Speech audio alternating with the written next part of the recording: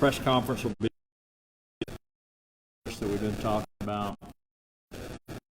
Everybody coming, making sure we get information out to the public accurately, and to make sure that, again, our main priority here today, and Dr. Williams' minutes, is to ensure the safety of the people of the state of Missouri. So, as most of you are aware, the new coronavirus has caused growing concern for citizens here in Missouri and across the nation. My cabinet, external stakeholders, and SEMA officials gathered for a briefing to further our preparation efforts. As governor, I have no greater responsibility than to keep all Missourians healthy and safe. From our rural communities to urban cities, I understand that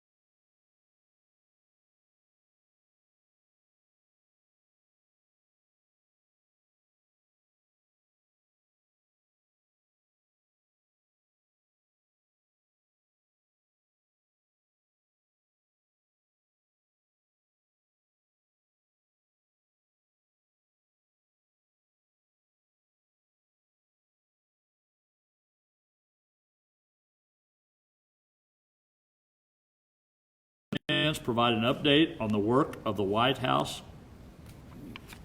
Coronavirus Task Force, continued coordination with government, state, and local officials to respond to and prepare for the coronavirus, and thank governors and state and local leaders, particularly state and local health officials,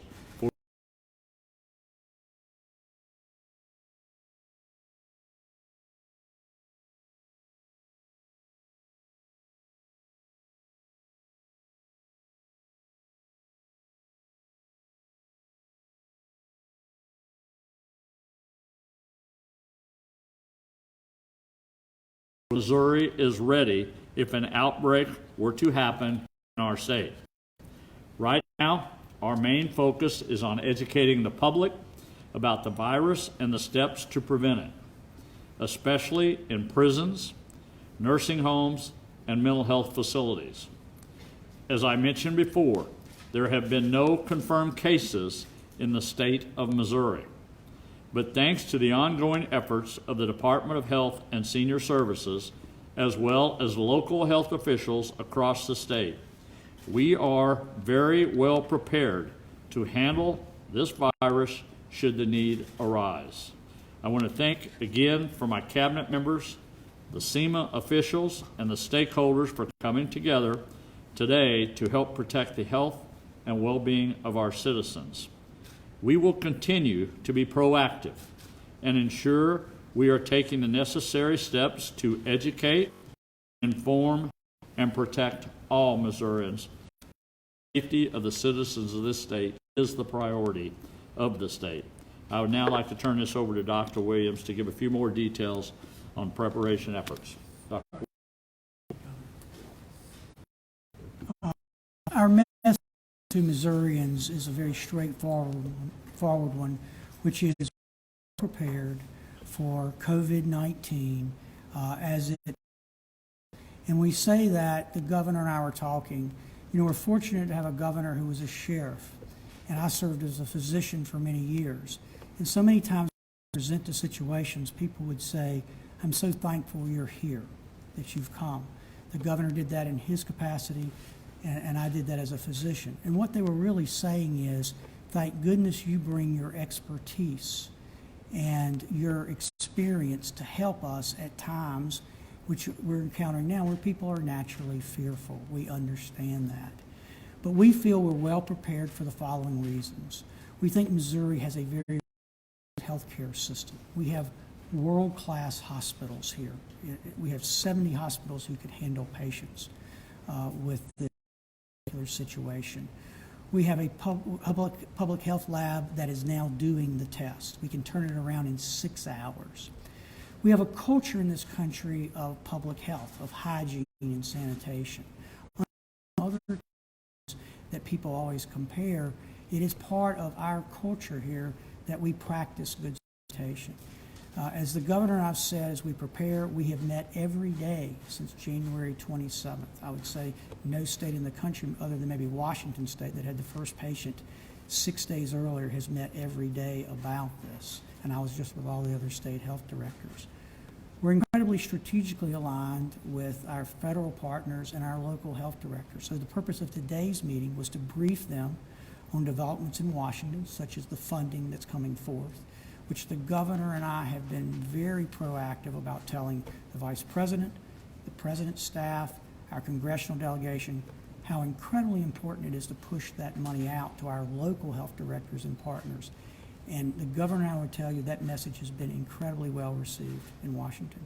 So with that, I'll stop and answer any questions. Again, our main message is for this particular virus, the most important thing is going to be washing your situation awareness. People say, well, that just seems so simplistic. I would also tell you that buckling your seatbelt seems incredibly simplistic. But our friends, as we sit here in this building, would tell you that does an incredible job of saving lives. Dr. Williams, most of the questions we've gotten are about the testing. Yes. People who have traveled, have come home, felt sick, gone to a medical provider, asked for the test, been told they couldn't get it. The state health lab is now processing tests. Mm-hmm. They don't have to go to Atlanta. The doctor's offices, hospitals, local health clinics, are they prepared to administer the test in the face of a changing protocol, which no longer says you had to have traveled before? Community transmission has negated. So can people just walk in somewhere and say, I'm sick, I've been traveling, can you test me? Are we to that point? The test is still limited by the number of reagents. And so at this point, to be tested, you still have to meet the CDC criteria for a person under investigation, even if we do the test here in Jefferson City. To your point, we hope, and I think the President spoke to this yesterday, to very rapidly build out the capability throughout all the state labs to do tests on a much broader standpoint. But at this point, because of the lack of reagents, we're not there. So we're still being judicious in who we test. And you heard us say yesterday that so far we've tested less than 15 people here. The last one was on Friday, and it was negative. Will the county be the point of test? Will that be where people need to go? Again, the process works is that we have a Missourian who's concerned to call your provider. Your portal of entry into the system will depend on what you say. If you say, I've got a fever of 104, I've got a travel history, we're probably going to have you go to an ER where we have negative pressure environments. If you say, I was just in Washington State, I've been reading some stuff, I feel fine, but I'm concerned, or maybe I have a small cold, you're going to present to a local provider. Once the decision is made by a test, to do a test by a provider, then they work with their local health department, and we work with the CDC to get that approved. You said that it's prepared. Can you go into more specifics about this incident that is different than any other? Yeah, well, I think we've had SARS before, and we've had MERS, and we've had H1N1 in 2009. We had Zika. So when it comes to infectious disease outbreaks, especially the flu, we have experience with respiratory diseases. Now, the difference in this one, as you know, is that it has a higher mortality from what we're learning from China. It has, it's more infectious than the flu that we're up against. But again, on the other hand, the things we know is that unlike H1N1, for instance, it does not appear to affect, only 2% of cases in China have been in people less than 19 or pregnant women. So that we know that the populations we have to be especially concerned about are people over 65 and people with chronic conditions. So as Missourians ask me, what should we do? Well, it's, practice situational awareness, wash your hands. If you feel symptomatic, get diagnosed, wear a mask if you're symptomatic. Masks don't work if you don't.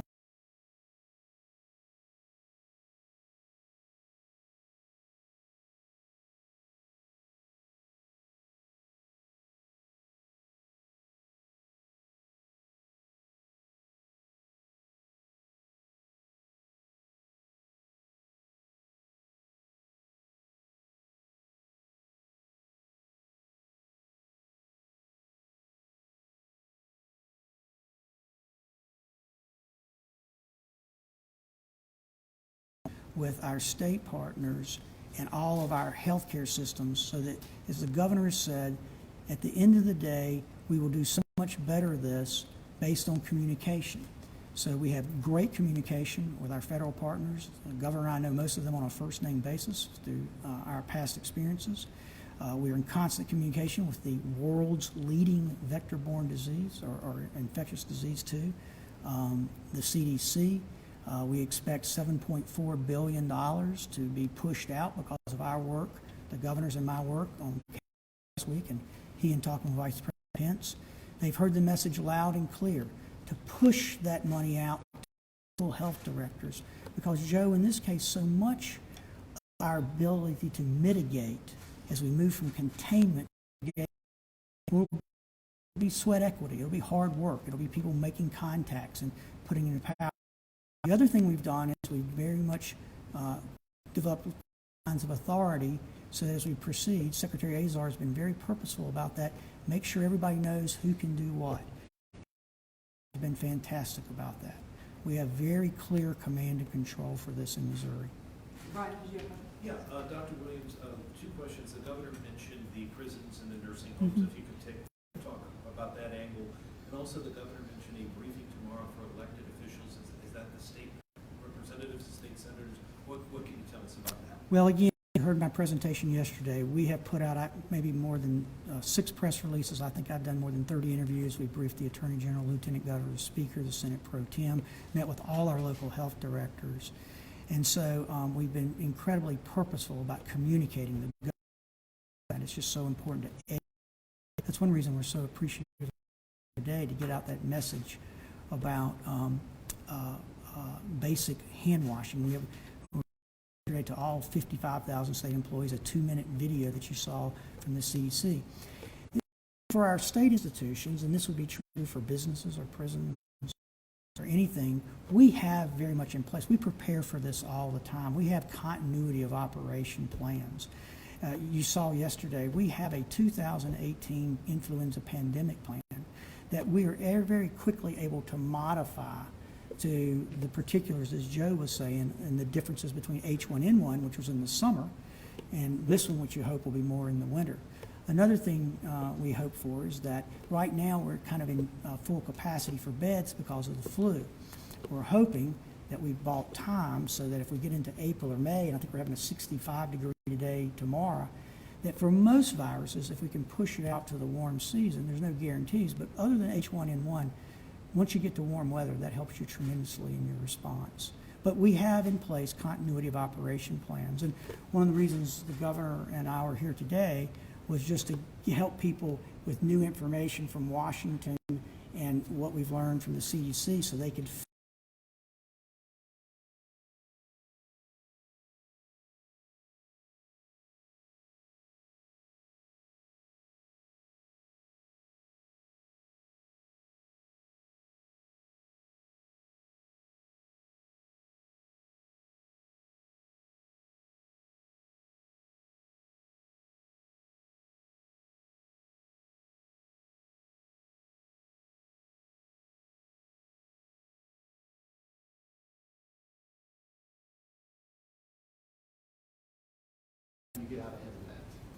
Yeah, I think the one thing we do, I'll go back to the beginning, the biggest thing you can do is make sure we get the communication right, that people understand the facts of the issue and how it is affect us. You know, the great thing about being in Missouri, somewhat prepared for a little bit more on the economic, maybe on the east or the west coast.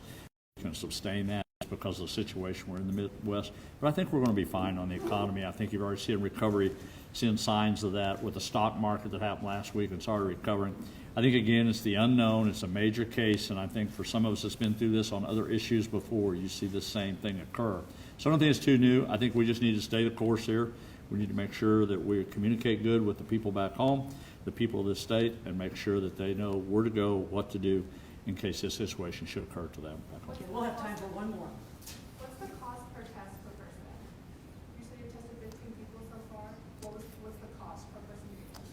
I'm not sure what the cost is, Dr. Williams might, but I don't know that the cost is going to be relevant to the average consumer out there that would be. I know the federal government, after talking to the vice president, they're well aware of that, and I think that's what part of that appropriation is, to be able to help with that, to be able to do that. So once again, I think those supplies are going to build just because of the nature of everybody's putting a priority on it, from the federal government to the state government. So I think finally when those test kits we get here, we see what all the priorities is for the treatment, we'll know. But again, I think that's why they're having an emergency, I don't know, it's an emergency meeting tomorrow or today in Washington, D.C. to get that funding in place to be able to support that. Governor, one of the things that came up in the hearing yesterday, toward the very end, was that, and this building would be concerned with this, is that there are national guards potentially at risk in various places around the world. Have you talked with either your adjutant general or your public safety director about that situation specifically? I have not How talked. those people are being dealt with? Yeah, our office has been in communication with all departments since the beginning. I mean, we've reached out to everybody. I mean, the administration has. I don't think we're hardly leaving anything uncovered that I know of, because we need to find out those situations, you know, especially for our military troops. But at the same token, whether it's a state employee or a military troop, it's still the general public out there. We want to make sure we're communicating with all of them. So again, I want to go back. We're on top of this as much as I feel like we can be, and we're trying to prepare the best we can for the unknown sometimes. And if you've been through these a natural disaster or some sort of emergency situation, sometimes it just takes a little bit to get through it, and I think that's what we're going through. But I think we're going to be fine. This state's fine. Economy's going to be fine. People's fine. They're going to be able to understand what to do here at the end of the day. And I think we're going to come through this just fine. Thank you, Governor. Thank you all.